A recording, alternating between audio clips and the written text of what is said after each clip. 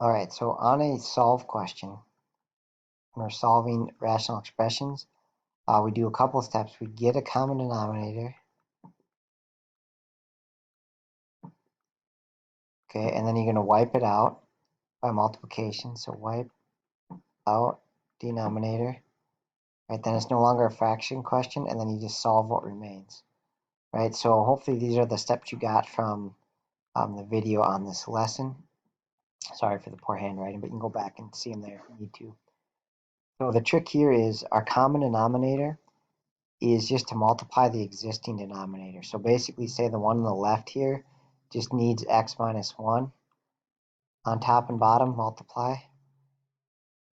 Sorry, I didn't show up very well. And then the one on the right is missing the x plus 1. So we just multiply the top and bottom of this one by x plus 1.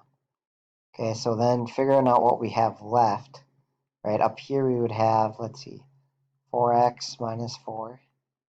And then my denominator is x plus 1 times x minus 1. On the right hand side, distribute this 1, doesn't do much, x plus 1. And then we have x minus 1 times x plus 1. Okay, and then now we can get those denominators to wipe out by multiplying both sides by whatever that denominator is. And this step is a little complex and goofy, but the idea is this is division. This fraction bar is division.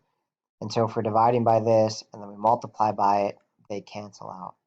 Right, so that just wipes out the denominators. So we're left with the numerators, in this case x minus 4 equals x plus 1.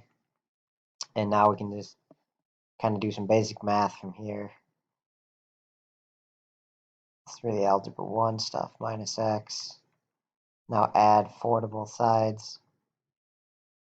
Now we're going to freak out because we don't get a whole number answer, but that's okay.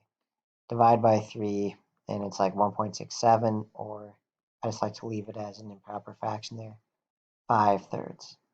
All right, hope that helps.